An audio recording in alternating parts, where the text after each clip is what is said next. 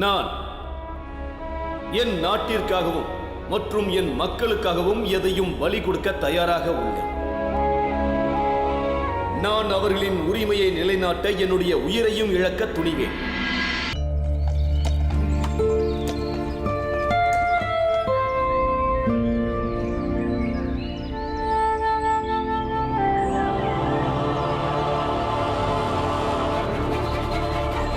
நீ இவனை பார்த்துக்கோ, நான் வரேன்.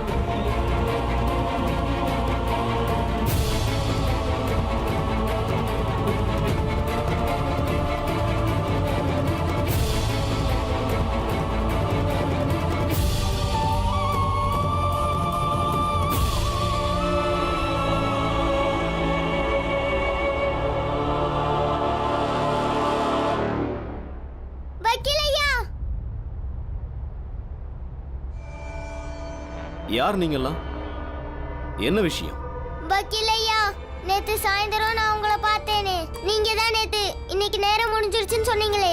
அப்பதான் இவரு நாளைக்கு காலையில 10 மணிக்கு வந்துருங்கன்னு சொன்னாரு. அதனால நேத்துல இருந்து இங்க தான் இருக்கோம். இது என்னோட அம்மா.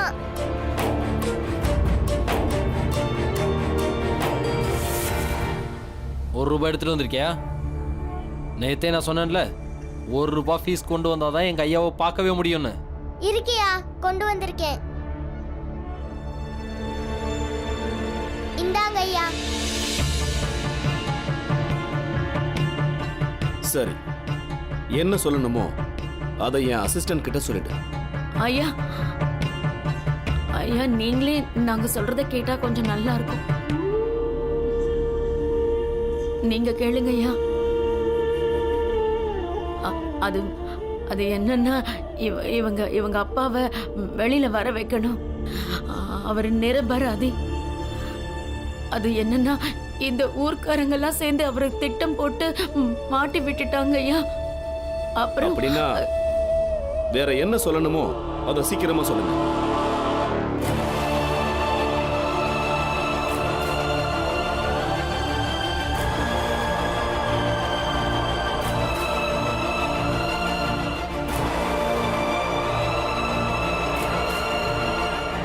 வக்கீலையா, அவங்க அந்த அம்மாவுக்கு இறுதி சடங்கு செய்ய கூட மறுத்துட்டாங்க.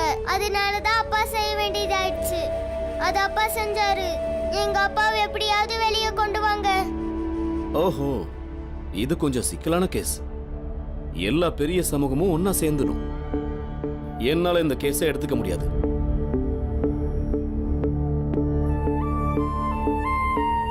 ஆனா சார், நியாயம் அப்பாவோட பக்கம் தானே இருக்கு. நியாயம் தானே மத்த எல்லாத்தோட சக்தி வாய்ந்தது.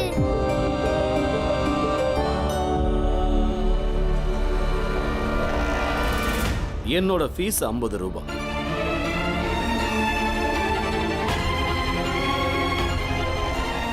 உங்க அப்பா செஞ்சதுல அவர் மேல எந்த தப்பும் இல்லைன்னு குறைஞ்சது 5 பேராவது எழுதி கையெழுத்து போட்டு கடிதம் தரணும். அப்பதான் நான் இந்த கேஸை எடுத்துக்கிறேன்.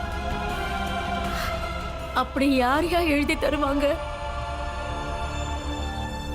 யார் அப்படி எழுதி கொடுத்தாலும் அவங்களும் அவங்களுக்கு எதிரி ஆயிடுவாங்கல்ல. எழுதுறவங்க பேரு வெளியே வராது. இப்ப நீங்க கிளம்பலாம். சரி சார், நாங்க வாங்கிட்டு வரோம்.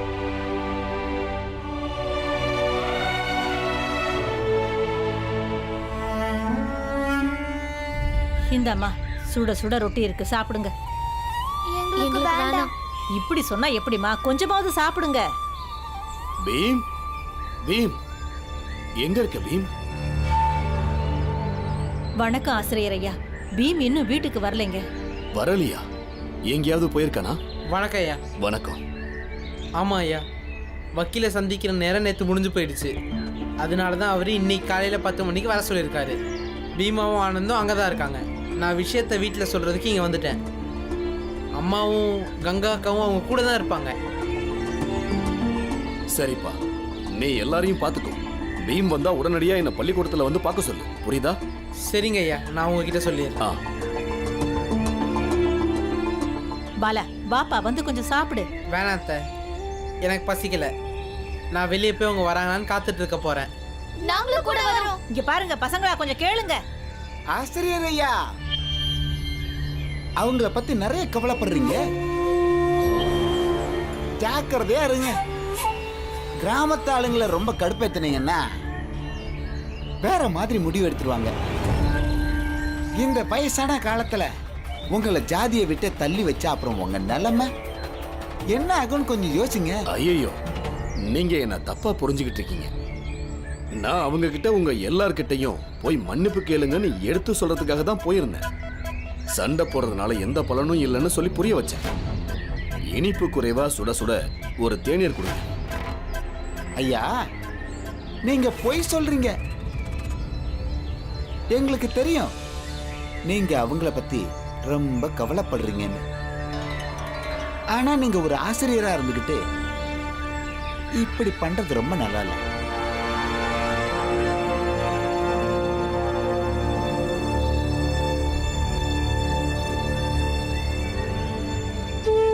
பீமா, வக்கீல் ஐயா சொன்னதை கேட்டல்ல? இப்ப 50 ரூபாய்க்கு எங்க போறது? அது மட்டும் இல்ல பீமா, உங்க அப்பா மேல தப்பு இல்ல, மத்தவங்க மேலதான் தப்பு இருக்குன்னு யார் எழுதி தருவா? எனக்கு எதுவுமே புரிய மாட்டேங்குது. உங்க அப்பாவை இப்ப நாம எப்படி விடுவிக்க போறோம்னு சொல்லு சொல்லு பீமா. அம்மா, நீங்க பணத்துக்கு ஏற்பாடு பண்ணுங்க. நான் போய் 5 பேர்கிட்ட எழுதி வாங்கிட்டு வரேன். நான் எழுதி வாங்கிட்டு வந்துருவேம்மா. நம்ம ஊர்ல எவ்வளவு பேர் இருக்காங்க. நம்ம ஜாதி ஆளுங்களும் இருக்காங்க, அவங்க ஜாதிக்காரங்களும் இருக்காங்க. அதுல யாராவது கண்டிப்பா நம்மளுக்காக எழுதி தருவாங்கல்ல?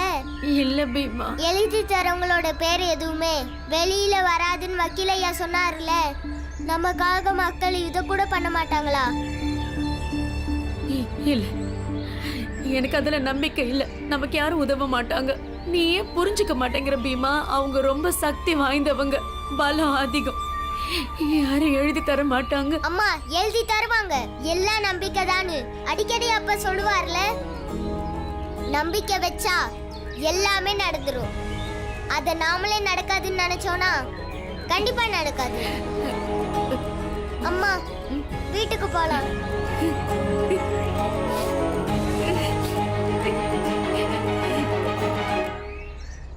சார், நீங்கள் எப்போவுமே ஃபீஸ் 30-35 ரூபா வரைக்கும் வாங்குவீங்க.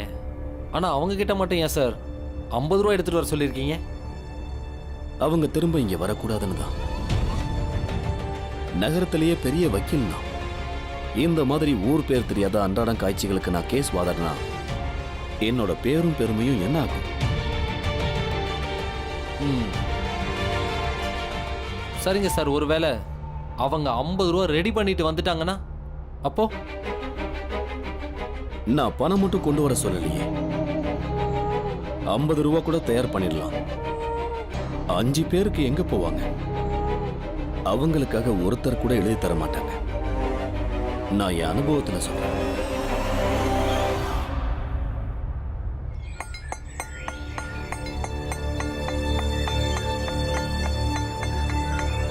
ஐயா, ஆனா தம்பி, தேநீர் சொன்ன மாதிரி போடல, எப்படி பணம் தர முடியும்? சொன்னபடி போடலையா? அப்படின்னா அதான் தேநீர் நல்லாவே இல்லை. என்ன சொல்றீங்க வாத்தியார் ஐயா? என்ன நான் போடுற தேநீர் நல்லா இல்லையா? என்ன கேள்வி இது மங்கேசண்ணே? நீங்கள் போடுற டீ எப்போ நல்லா தான் இருக்கும். நீங்களே சொல்லுங்கண்ணே. ஆமாம் ஐயா, நீங்க என்ன வேணாலும் சொல்லுங்க. உண்மையிலேயே நான் சொன்ன மாதிரி தேநீர் போடல. இனிப்பு குறைவா ஸ்ட்ராங்கான தேநீர் கேட்டேன். என்ன வாத்தியார் ஐயா சொல்றீங்க? உங்க மூளை வேலை செய்தா இல்லையா? ஒரு ஆசிரியரா இருந்துகிட்டு நீங்க வாய்க்கு வந்ததை பேசுறீங்க. நீங்க சொன்னபடி நான் தேநீர் போட்டு தரலன்னா நீங்க பணம் தர மாட்டீங்களா? இங்க பாருங்க, நீங்க எப்பவும் ஊர் மக்களுக்காக நல்ல தேநீர் கொடுக்க தான் ஆசைப்படுறீங்க. நீங்க ரொம்ப அக்கறையா சிரமப்பட்டு தேநீர் போடுறீங்க. ஆனா நீங்க போட்ட தேநீர் நல்லா இல்லைன்னு சொன்னதும் உங்களுக்கு தப்பா படுது, கோபம் கூட வருது. வந்துச்சுல்ல? அந்த ராம்ஜியும் பாவம் இப்படிதான். உடம்பு அழுகிடக்கூடாது, விலங்குகள் கடிச்சிடக்கூடாதுன்னு இறுதி சடங்க செஞ்சிட்டாரு. ராம்ஜி ரொம்ப பொறுப்பா ஒரு தர்ம காரியம் செஞ்சிருக்காரு. இருந்தாலும் நீங்க அவர் தப்பு பண்ணிட்டாருன்னு நினைக்கிறீங்க. நல்ல செயலுக்காக அவரை பாராட்டாம நீங்க அவரை தண்டிக்க நினைக்கிறீங்க. நீங்க பண்றது தப்புன்னு உங்க புத்திக்கெல்லாம் உரைக்கவே இல்லையா? எது எப்படியோ நீங்க கஷ்டப்பட்டு தேநீர் போட்டீங்க. அதனால அந்த தேநீர் எப்படி இருந்தாலும் அந்த உழைப்புக்கு நான் மரியாதை தரேன். இந்தாங்க பணத்தை பிடிங்க.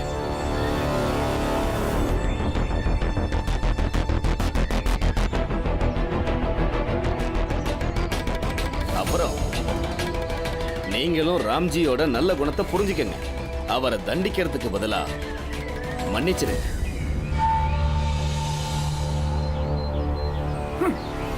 அம்மா, எல்லாத்தையும் நீ சுலபமா தான் நினைக்கிற. ஆனா இது அவ்வளவு சுலபம் இல்லங்கறத நீ புரிஞ்சுக்கணும். அம்மா வக்கீல் கிடைக்கிறது கூட கஷ்டம்தான். ஆனா பாத்தீங்களா, நம்மளுக்கு சுலபமா கிடைச்சிட்டாரு. அதோ ஒரு நகரத்திலே பேர் எடுத்த வக்கீல். அம்மா, இது நம்மளோட முதல் வெற்றி. வேணா பாருங்க, கடைசியா நம்ம தான் ஜெயிக்க போறோம்.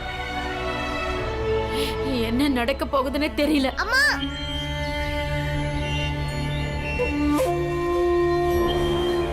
அண்ணே கடை மூடியாச்சு, நீங்க நாளைக்கு வாங்க. கிளம்புங்க. இந்தாங்க கொடுங்க கொடுங்க, கிளம்புங்க. ஏன் சேட்டையா, என்னாச்சு? ஒன்னும் ஆகல, நீங்க கிளம்புங்க கிளம்புங்க. நகரத்திலேயே பேரெடுத்த வைக்கலாம். சோத்துக்கு வழி இல்லைனாலும் பெரிய வக்கீலா பிடிச்சிட்டானுங்களா? பீம்ராவ் ரொம்ப ஆபத்தானவன். இந்த சின்ன வயசுலயே அவன் மூளை இவ்வளவு வேலை செய்யுதா? இவன் நினைக்கிற மாதிரி நடந்துடுச்சுன்னா நம்ம சமூகத்தை தலைமையில ஏறி உட்கார்ந்துருவானே. ரொம்ப ரொம்ப ஆபத்து தன்சுக்லால், ரொம்ப ரொம்ப ஆபத்து. ஒருவேளை இந்த கும்பல் தப்பி தவறி ஜெயிச்சிடுச்சுன்னா அந்த ராம்ஜி சத்பால் முகத்துல நான் எப்படி முடியும்? இப்ப நாம ஏதாவது செஞ்சே ஆகணுமே. கண்டிப்பா ஏதாவது செஞ்சாகணும். பாலாண்ணா எங்கம்மா? பாலான வழியிலே உங்களுக்காக காத்துட்டு இருக்காரு. ஐயோ, யாரையும் இன்னும் காணோமே. எனக்கு ரொம்ப கவலையா இருக்கு. அந்த வக்கீலோட ஆபீஸ் ரொம்ப தூரத்துல இருக்குன்னு பாலா அண்ணா சொன்னாரு. அதனால நேரம் ஆகுமா? பாருங்க, அவங்க எல்லாம் வந்துட்டாங்க. அண்ணி அண்ணி அண்ணி, என்ன ஆச்சு அண்ணி? ஏன் இவ்வளவு பரபரப்பா இருக்கீங்க? என்ன சொல்றது அண்ணி? என்ன ஆச்சுன்னு சொல்லுங்க. வக்கீலையா 50 ரூபாய் பணம் வேணும்னு கேட்டிருக்காரு. அதனால வீட்ல இருக்கிற பாத்திரத்தை எல்லாம் எடுத்துக்கலாம். மிச்சம் மீதிக்கு ஏதாவது நகை இருந்தா அதையும் வித்துடலாம். 50 ரூபாய் பணத்தை எப்படியாவது நம்ம தயார் பண்ணி தான் ஆகணும். அது மட்டும் இல்லத்த, அவங்க 5 பேர்கிட்ட கடிதம் எழுதி வாங்கிட்டு வர சொல்லியிருக்காங்க. பணத்தை ஏதாவது பண்ணி எப்படியாவது தயார் பண்ணிடலாம். ஆனா எந்த 5 பேர் நமக்காக எழுதி கொடுக்க போறாங்கன்னு சொல்லு. அத்தை, நான் எழுதி வாங்கிட்டு வந்துருவேன். நீங்க அதை பத்தி கவலையே படாதீங்க. வகுப்பாசிரியர் ஐயா கூட உன்னை ஸ்கூலுக்கு வர சொன்னார்னு பாலாண்ணா சொன்னாரு. ஆமா, பாலா எங்க? அவன் நீங்க இந்த பக்கமா வருவீங்க நினைச்சு வழியிலே காத்துக்கிட்டு இருக்கான். ஆனா நீங்க இந்த பக்கமா வந்து சேர்ந்துட்டீங்க. துளசி, நீ கொஞ்சம் சீக்கிரம் போமா. போய் அண்ணன் எங்க இருக்கான்னு பார்த்து கூட்டிட்டு வா. ஆனந்த் அண்ணே, நான் பள்ளிக்கூடத்துக்கு போய் ஐயாவை பார்த்துட்டு வரேன். நீங்களும் பாலா அண்ணனும் நம்மளுக்கு தெரிஞ்ச ஒவ்வொருத்தரையும் போய் பாருங்க.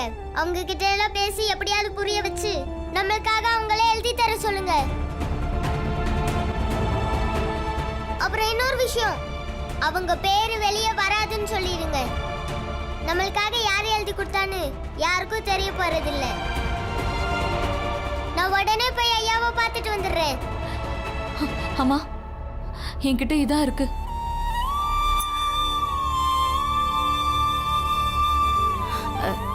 இது வச்சுக்கோங்க. கேளுங்க கேளுங்க கேளுங்க, ஊர் மக்கள் எல்லாம் கவனமா கேளுங்க. இது நம்ம சமூகத்தை பாதிக்கிற விஷயம். இது நம்ம தர்மத்தை கெடுக்கிற விஷயம். யாராவது ராம்ஜி சத்பாலுக்கு யாராவது உதவி பண்ணாலோ, இல்லனா யாராவது உதவி பண்ண நினைச்சாலோ, இல்ல உதவி பண்ண தூண்டினாலோ அவங்கள கண்டிப்பா ஜாதியை விட்டு தள்ளி வச்சிடுவோம். கேளுங்க கேளுங்க கேளுங்க. என்னாச்சு பீம்? இங்க எப்படி வந்த? ஐயா, நீங்க பள்ளிக்கூடத்துல இல்லையா? அதான் நான் இங்க வந்தேன். ரொம்ப முக்கியமான விஷயம். வக்கீல பார்க்க போயிருந்தியே, பாத்தியா? ஆமா. அவர் என்ன சொன்னாரு? அவர் எங்க கிட்ட 5 பேர்ட்ட எழுதி வாங்க சொன்னாரு. அந்த கடிதத்துல அவங்க எங்களுக்காக அப்பா செஞ்சது எதுவுமே தப்பில்லைன்னு எழுதணுமா. உயர் ஜாதிக்காரங்க இறுதி சடங்கு செய்யாம மறுத்ததுனாலதான் அப்பா அப்படி செஞ்சதா எழுதணுமா. அப்படி எழுதி தரவங்க பேர் எக்காரணத்தை கொண்டும் வெளியே வராதுன்னு வக்கீல் சார் சொல்லிட்டாரு. எல்லாம் சரிதான் பீம். அது அவ்வளவு சாதாரண விஷயம் இல்ல. இங்க உனக்காக யார் அப்படி எழுதி தருவாங்க சொல்லு? நீங்க ஒருத்தர் எழுதி கொடுங்க. புது ஆசிரியர் எழுதி கொடுப்பாரு. புரஞ்சன் மாமாவும் எழுதி தருவாரு. மிச்ச 2 பேரு பாலானனும் ஆனந்தனும் கிராமம் முழுக்க அணிஞ்சிட்டு இருக்காங்க. கண்டிப்பா யாராவது கிடைச்சிருவாங்க. அதுக்கப்புறம் எங்க அப்பா கண்டிப்பா வெளியே வந்துருவாரு. சரி, அப்படின்னா நீ ஒன்று பண்ணு. அங்க காட்டு பக்கத்துல என்னுடைய இடம் இருக்குல்ல, அங்க போய் காத்திரு. நான் ஆசிரியரையும் கூட்டிட்டு வரேன். சரி ஐயா.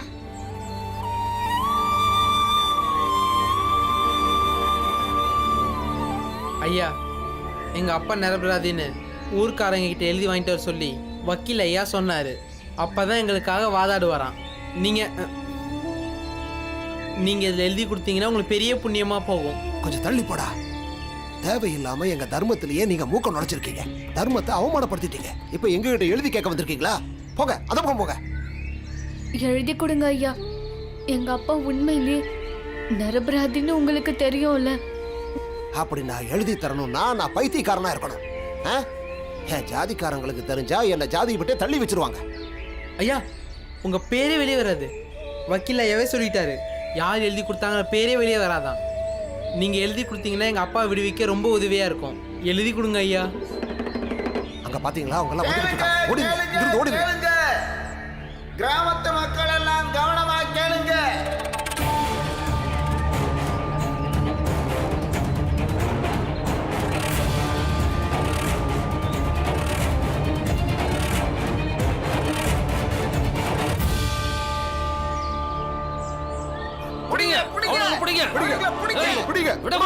வாங்க வாங்க. பீம், நான் ஆசிரியர் ஐயா கிட்டையும் பேசிட்டேன். அவரும் எழுதி தருவாரு. சரி கொடு. என்ன எழுதி தரணும்?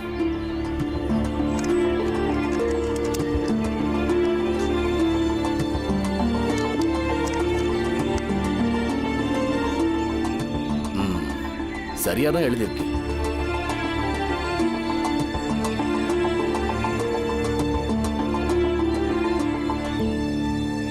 இந்தாங்க ஐயா, நீங்களும் கையெழுத்து போடுங்க. இந்தாங்க.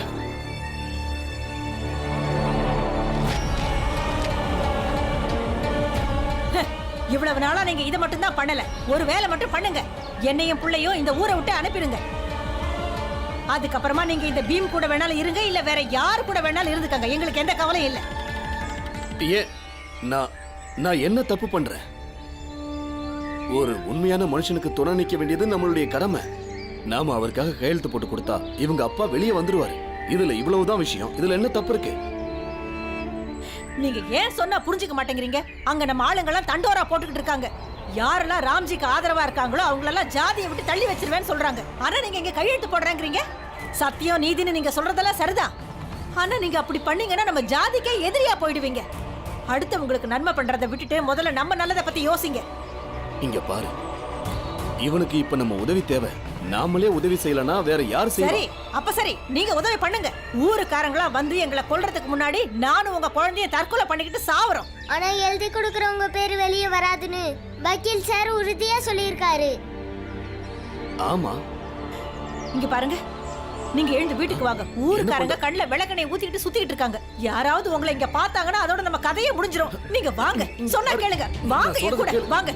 பீம், அதெல்லாம் முடியாது, நீங்க வாங்க முதல்ல.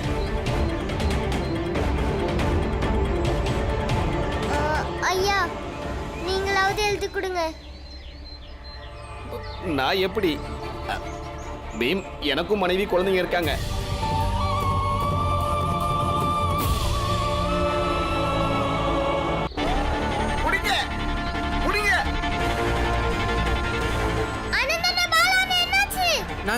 நாங்க அங்க கையெழுத்து கேட்டுட்டு இருந்தோம். இவங்க எங்களை துரத்திட்டு வர ஆரம்பிச்சிட்டாங்க.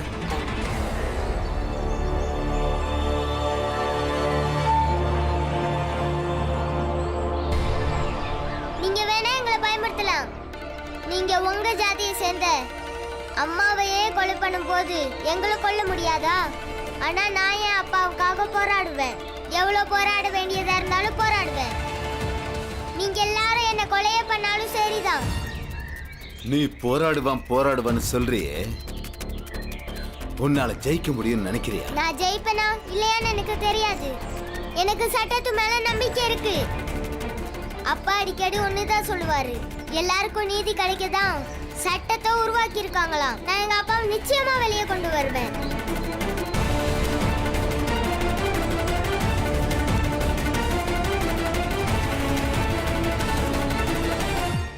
ஊரே ஒண்ணா நிக்கிறோம். ஆனா நீங்க 3 பசங்க தான். உங்க வேலையெல்லாம் நிப்பாட்டிடுங்க, இல்ல அந்த பொம்பளை மாதிரி உங்களையும் கொண்டு போட்டுருவோம். உங்க 3 பேருக்கு என்னாச்சுன்னு கூட யாருக்கும் தெரிய போறதில்லை. ஆஹா, இதுதானே ஆம்பளைங்களுக்கு அழகு. சரி, இவங்களை கொண்டு போட்டுருங்க. இன்னைக்கு நீங்க நிறைய பேர் இருக்கீங்க, இவங்களை கொண்டு போட்டுருவீங்க. ஆனா மறந்துடாதீங்க, நாளைக்கு 3 பேர் 30 பேர் ஆவாங்க. நீங்க தனியாயிடுவீங்க. அப்ப இவங்க உங்களை கொல்லுவாங்க.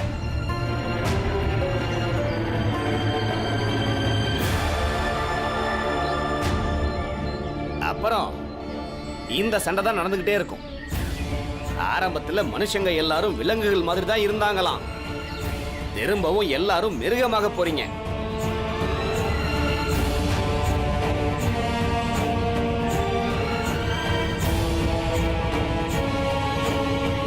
இல்லை ஐயா, எங்கள் அப்பா எங்களுக்கு கொலையை பற்றியோ கொல்றதை பற்றியோ கற்றுக் கொடுக்கல. 50 பேர் ஒன்றா சேர்ந்து 1-2 பேரை அடக்கி வைக்கிற முறையை பற்றி அவர் சொல்லித்தரல.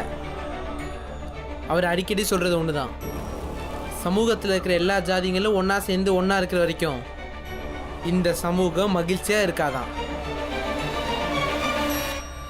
உங்க அப்பா சொன்னது தப்பு. சமூகத்துல எல்லா ஜாதியும் ஒண்ணா இருக்க முடியாது. அப்புறம் எதுக்காக வர்ணங்களை ஏற்படுத்தணும்? ஏன் மனுஷங்களை உயர்வு தாழ்வா படைக்கணும்? கொஞ்சம் வித்தியாசங்கள் இருக்கணும். அப்பதான் இந்த சமூகன்ற வண்டி எந்தவித பிரச்சனையும் இல்லாம ஓடும். சரிசமம் சரிபட்டு வராது. எப்பவுமே 2ல் 1 உயர்வா தான் இருக்கணும். அது நாங்க தான். இன்னொன்னு தாழ்வா தான் இருக்கணும். அது நீங்க தான். சரி, இப்ப சட்டத்தையே எடுத்துக்கோ. நாங்க முறையா அரசு அதிகாரிகளை பார்த்து அவங்க உடனே இந்த கிராமத்துக்கு ஒரு ஆய்வாளர் அனுப்பி அவங்களோட விசாரணைய முறையா நடத்த சொல்லி கேட்போம். அப்படியே அவங்க வந்து விசாரிச்சாலும் எங்க ஜாதி பிரச்சனையில மூக்க நுழைச்சது தப்புதான்னு சொல்லுவாங்க. அப்ப பீமராவ் கண்டிப்பா உங்க அப்பா எங்க ஜாதி பிரச்சனையில தேவையில்லாம நுழைஞ்சி ரொம்ப பெரிய தப்ப பண்ணிட்டான். ஆனா இப்ப சட்டம் என்ன முடிவு பண்ணுதுன்னு பார்க்கலாம். சட்டம் புதுசா என்ன முடிவெடுக்கும்? ராம்ஜி குற்றவாளி தான். அவனுக்கெல்லாம் எவ்வளவு துணிச்சல் இருந்தா எங்க ஜாதிக்காரிக்கு ஈம சடங்கு செஞ்சிருப்பான். இந்த சட்டம் எல்லாம் எதுக்காக? சமூகத்தை காப்பாத்த தானே. ஆமா ஆமா, கண்டிப்பா உண்மைதான். நம்ம சமூகத்துக்கு உண்மையான பாதுகாப்பு என்னன்னு தெரியுமா? நம்ம சமூகத்துல இருக்கிற ஒவ்வொரு ஜாதிகளும் அவங்க இடத்துல இருக்கிறதா. புரியுதா? நீங்க எல்லாரும் அந்த அம்மாவுக்கு இறுதி சடங்கு செய்ய மறுத்துட்டீங்க. அதனால தான் நாங்க இறுதி சடங்கு பண்ணோம். ஏண்டா, நாங்க என்ன வேணாலும் பண்ணுவோம். உங்க அப்பாவுக்கு என்னடா வந்துச்சு? இனி நீ பேசி எதுவும் ஆக போறதில்ல. சட்டத்துக்கு முன்னாடி அவன் நிரபராதின்னு நிரூபிச்சு காட்டு. முடிஞ்சா உங்க அப்பனை வெளியே கொண்டு வா. அப்பதான்டா உனக்கு சட்டம்ன்றது பெரிய மனுஷனுக்கு மட்டும்தான்றது புரியும். சட்டப்படி மோத போறல, பார்க்கலாம். வக்கீல் கிட்ட நாங்களும் போறோம். போங்க, சட்டப்படி மோதி பார்க்கலாம். உங்க அம்மாவும் அக்காவும் எங்க கிட்ட வந்து மண்டி போட்டாங்க. அப்பா குடும்பத்தை கூட்டிக்கிட்டு இந்த ஊரை விட்டு கிளம்பி போறதா இருந்தா ராம்ஜியை விட்டுறோம்னு சொன்னோம். ஆனா உனக்கு சட்டத்து மேல நம்பிக்கை இருக்குல்ல, அப்ப சட்டப்படியே போராடு. ஆனா நீ மட்டும் தோத்துட்ட. இந்த ஊரை விட்டு காலி பண்ணி போயிடணும். அதுக்கப்புறமா எங்க அப்பாவை விட்டுருங்கன்னு எங்க கிட்ட பிச்சை கிட்டு இந்த பக்கம் வந்துடக்கூடாது. நாங்க போயிடுறோம். ஆனா அதுக்கு எங்க நிபந்தனையை ஏத்துக்கணும். சட்டம் ஒரு முடிவை எடுக்கிற வரைக்கும் நீங்க யாரும் எங்க குடும்பத்தை எக்காரணம் கொண்டு எந்த தொந்தரவும் பண்ணக்கூடாது.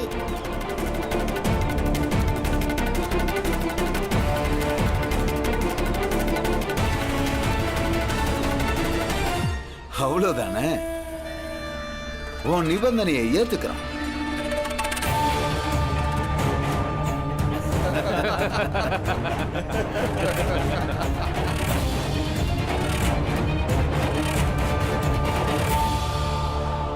நீ ஏன் இப்படி சொல்லிட்ட பீம்?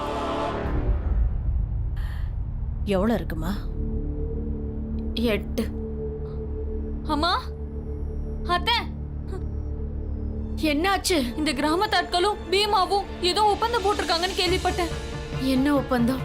ஒண்ணும் இல்லம்மா, இனிமே கிராமத்தாட்களுக்கும் நமக்கும் சட்ட போராட்டம் நடக்குமாமா. ஒருவேளை கிராமத்தாட்கள் அதுல ஜெயிச்சிட்டாங்கன்னா நம்ம இந்த வீட்டையும் இந்த ஊரையும் விட்டு போய் ஆகணுமா. அதுக்கப்புறம் அப்பாவை விடுங்கன்னு சொல்லி அவங்க கிட்ட கெஞ்ச கூட கூடாதான். அம்மா, அம்மா, பதிலுக்கு நம்ம பீம நிபந்தனை போட்டிருக்கான். இந்த கேஸ் ஒரு முடிவுக்கு வர வரைக்கும் அவங்க யாரும் நம்மளையும் நம்ம வீட்டையும் தொந்தரவு பண்ணக்கூடாதான். அத அவங்களும் ஏத்துக்கிட்டாங்க. கேட்காம கொள்ளாம ஒப்பந்தம் போட்டுக்கிட்டானா? அவங்க எல்லாம் எவ்வளவு சக்தியானவங்க. அவங்க கிட்ட இந்த சொல்றத பீமாவை- கேளுமா, கொஞ்சம் நில்லுமா. அவங்க எவ்வளவு பெரிய ஆளா வேணாலும் இருக்கலாம், ஆனா பீம் இப்ப பண்ணிருக்கிறது சரியான காரியம். இதுக்கு மேல இந்த கேஸ்ல நம்ம ஜெயிச்சாலும் தோத்தாலும் இந்த கிராமத்து ஆளுங்களால நம்மள எதுவும் செய்ய முடியாது. இதுக்கு மேல எல்லாத்தையும் சட்டம் தான் முடிவு பண்ணணும். கண்டிப்பா உண்மைதான் ஜெயிக்கும். ஏன் உள் மனசு சொல்லுதுமா, அண்ணன் கண்டிப்பா வெளியில வருவாரு. அதுக்கப்புறமா எல்லாம் முன்ன மாதிரியே மாறிடும். பீமா எங்க இருக்கான்? அம்மா, அப்பா நிரபராதின்னு இது வரைக்கும் யாருமே எழுதி தரல. அதனால பீம் இப்போ புரிஞ்சன் மாமாவை பார்க்க போயிருக்கான். நம்ம ஆளுங்க கிட்ட எழுதி வாங்கிட்டு வந்துருவான். ஆமாம்மா.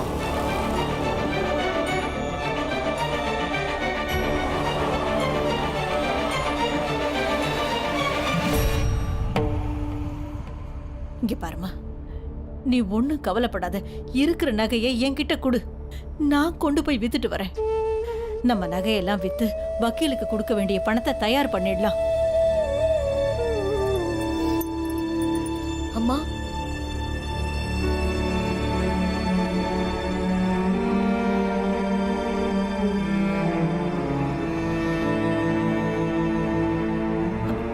இது என்னம்மா பண்ற நீ? அவரே இல்லாம இந்த நகையை வச்சு என்ன பண்றது? எடுத்துட்டு போங்க. இருக்கிற நகைங்களே போதும்மா, தேவைப்பட்டுச்சுன்னா அப்புறம் பாத்துக்கலாம். முதல்ல அவங்க கிட்ட எழுதி வாங்கிடலான்னு தான் யோசிச்சோம். அப்புறம் அவங்க எப்படி நமக்கு எழுதி கொடுப்பாங்கன்னு யோசிக்க ஆரம்பிச்சிட்டோம். ஆனா நீங்க எல்லாருமே நம்ம ஜாதியை சேர்ந்தவங்க, உங்களோட உதவி கண்டிப்பா கிடைக்கும் நம்பிக்கையோட வந்திருக்கோம். நீங்க எல்லாரும் எங்களுக்காக இப்ப எழுதி கொடுக்கணும். அவங்க யாருமே அந்த அம்மாவுக்கு இறுதி சடங்கு செய்ய முன் வரலன்னு நம்ம அதுல தெளிவா எழுதணும். அந்த விஷயத்தை அவங்க எல்லாரும் மறுத்ததுனால தான் எங்க அப்பா இறுதி சடங்கு செஞ்சாங்கன்னு வக்கீல் தெளிவா நிரூபிச்சிருவாரு. நாங்க எப்படி எழுதி தர முடியும் புரஞ்சன்? அவ்வளவு தைரியம் எல்லாம் எங்களுக்கு இல்ல. அவங்களை எல்லாம் எங்களால எதிர்க்க முடியுமா? புரஞ்சன், எங்களால் அது முடியாது. நாங்கள் இதில் தலையிட போகிறதில்ல. அப்புறம் அது எங்கள் உயிருக்கு ஆபத்தாயிடும். ஆமா ஆமா, இன்னைக்கு நாங்க உங்க கூட நிக்கிறோங்கிறதுக்காக அவங்க எங்க வீட்டை எரிச்சிட்டாங்கன்னா எங்க வீட்டுல எந்த சுபேதார் இருக்காரு? எங்களை யார் தான் வந்து காப்பாத்துறது? எங்களை மன்னிச்சிருங்க அண்ணே, எங்களால எழுதியெல்லாம் தர முடியாது.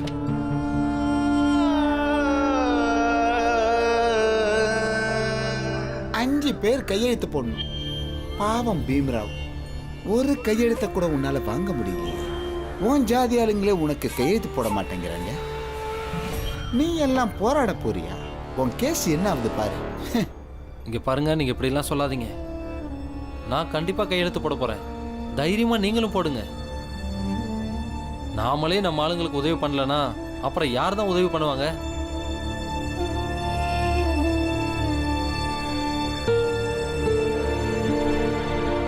நீங்க எது பண்றதா இருந்தாலும் பண்ணிக்கோங்க. எங்களால எந்த உதவியும் பண்ண முடியாது. ஏன்னா அவங்களெல்லாம் எதுக்குற அளவுக்கு எங்களுக்கு தெம்பு கிடையாது. நீங்க இங்கிருந்து கிளம்புங்க. எங்களால எதுவும் எழுதி தர முடியாது. சொல்லுங்க, நாமளே உங்களுக்கு உதவலைனா வேற யார் உதவி பண்ணுவா?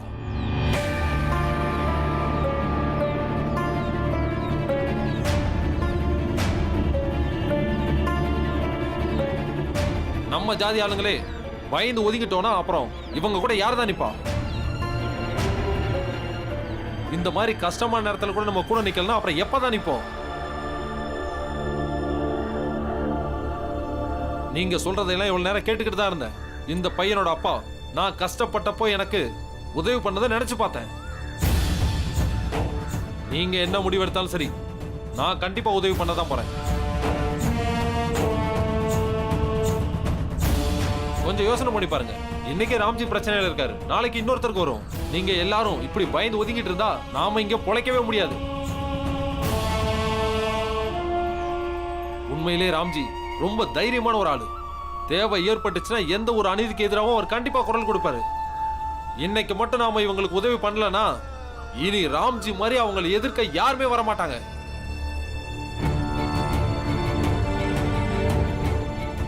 புரஞ்சன், பீமாராவ், எனக்கு எழுத படிக்கலாம் தெரியாது. ஆனா கடுதாசியில் நீங்க என்ன எழுதணுமோ எழுதி கொடுங்க, நான் கை நாட்டு வச்சிடறேன். அதுல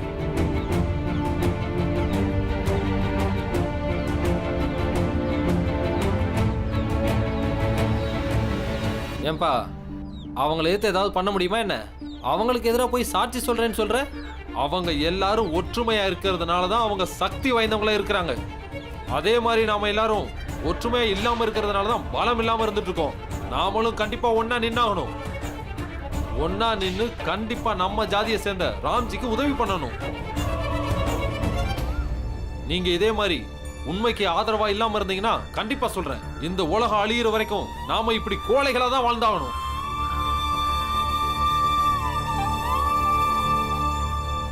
இதுக்கு மேல நீங்க தான் முடிவெடுக்கணும்.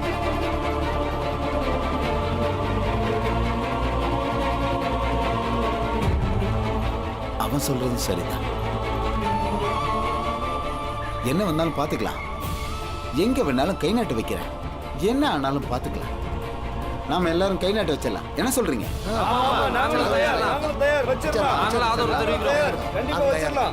சரி சரி, நானும் வச்சிடுறேன். பீமாராவ், எழுதி கொடுக்க வேண்டியதை எழுதிடலாம். இவங்கெல்லாம் கை நாட்டு வைப்பாங்க. இனி எதையும் யோசிக்காத, சீக்கிரமா எழுது.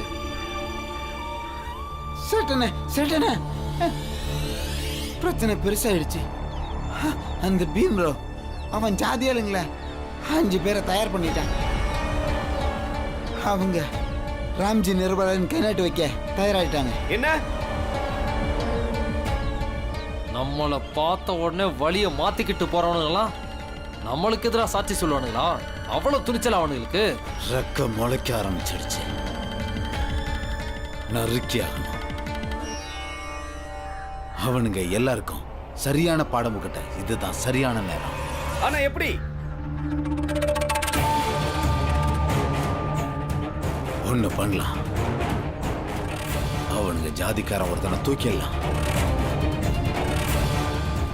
அதுக்கப்புறம் எழுதி கொடுக்கறவங்க கிட்ட எல்லாம்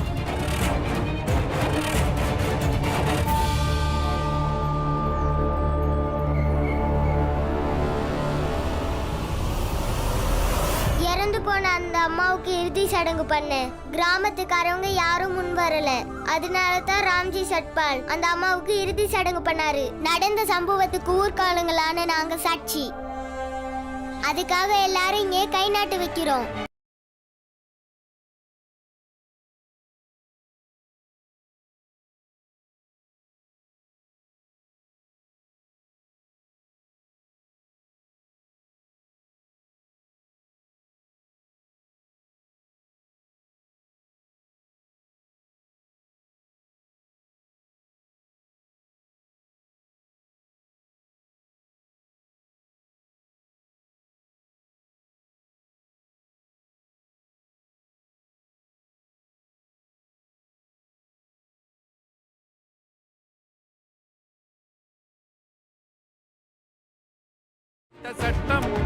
பீம், வேலை முடிஞ்சது.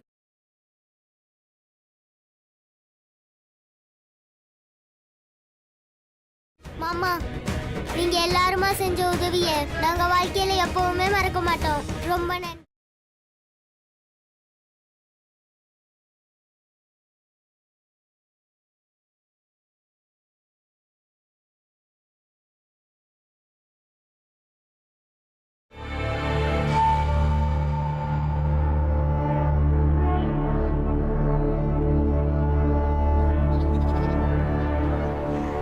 அப்ப நீங்க எல்லாரும் ராம்ஜிக்கு ஆதரவா கை நாட்டு வச்சிருக்கீங்க.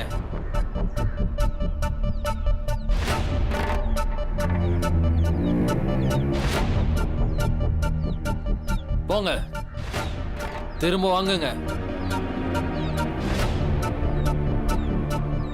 போய் கை நாட்டு வச்சதை திரும்ப வாங்கிட்டு வாங்க.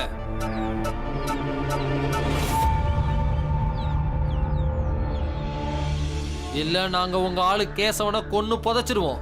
கேசவனா? கேசவன் எங்க? எங்க கிட்ட இருக்கான்.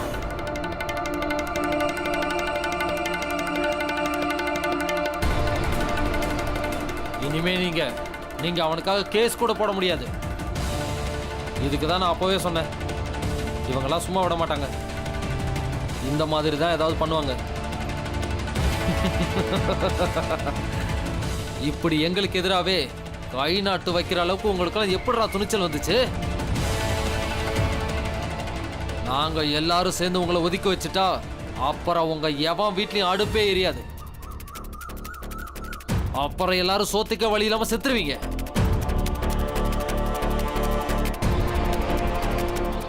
இந்த நிலைமையில இருந்துக்கிட்டு இவ்வளவு திமுறா நீங்க எல்லாம் சேர்ந்துக்கிட்டு எங்களுக்கு எதிராக சாட்சி சொல்லுவீங்களா?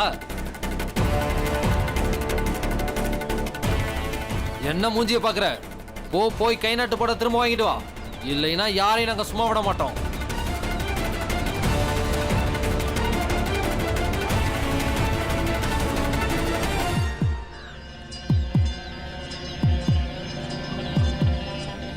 என்ன முறைக்கிறீங்க?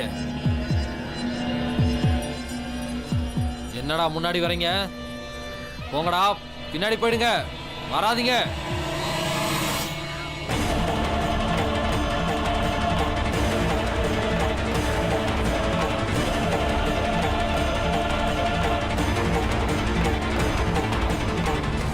யாரும் கிட்ட வரக்கூடாது, தள்ளி போங்க.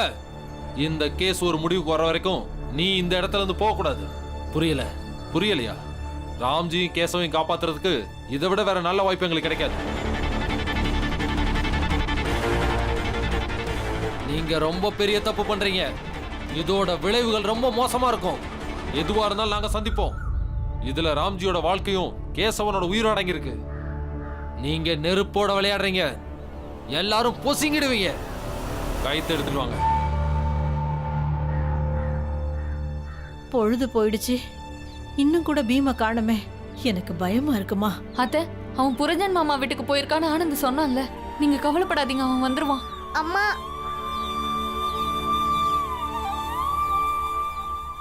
என்னாச்சு? 5 பேர் கை நாட்டு வச்சிட்டாங்க.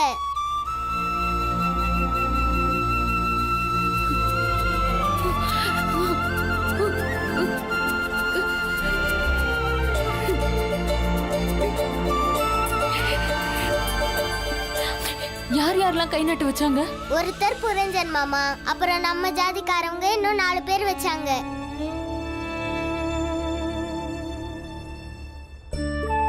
இனி வேணா பாருங்கம்மா, அப்பா கண்டிப்பா வெளியே வந்துடுவாரு. இன்னும் யாரும் ஒண்ணும் சாப்பிடாம இருக்கீங்க. வாங்க, எல்லாரும் ஏதாவது சாப்பிடலாம். அன்னி பசங்களை சாப்பிட வைங்க, நான் அப்புறமா சாப்பிடுறேன். அம்மா, நீங்க சாப்பிடலன்னா யாரும் சாப்பிட மாட்டோம். நீங்க கவலைப்படாதீங்க, எல்லாமே சரியாயிடும். பீம் சரியா சொல்றமா, எல்லாம் சரியா போயிடும்.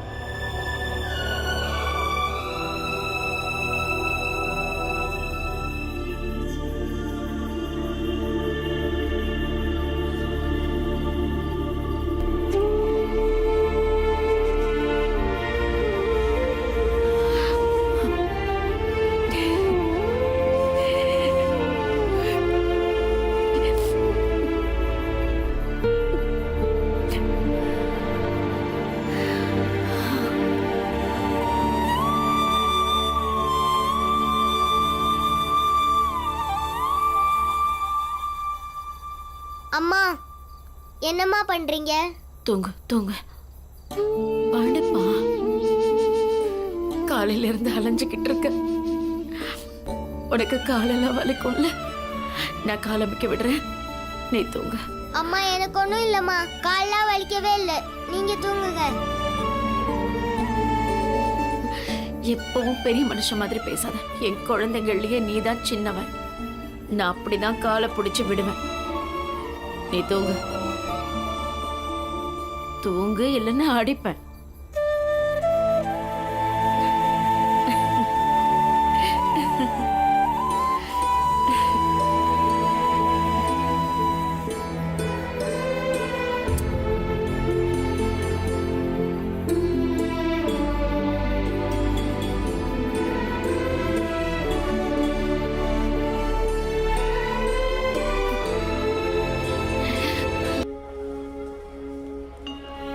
அண்ணி, சாட்சி கடிதம் தான் தயாராயிடுச்சுல, இனி எல்லாம் சரியாயிடும்.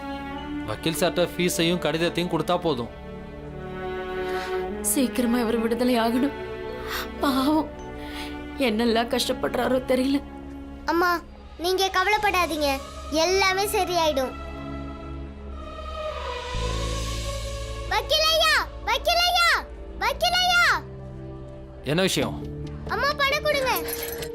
இந்தாங்க பிடிங்க. 50 ரூபாய் இருக்குல்ல? ஆமாங்க, ஆமா. இருக்கு.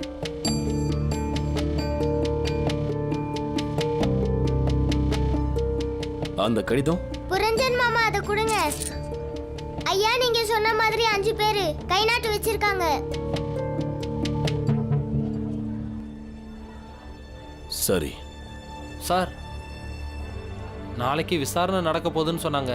விசாரணை நடக்கும்போது நான் வந்துடுவேன். ஐயா, இவங்க அப்பா வெளியில வந்துருவாருல்ல? வந்துருவாரு.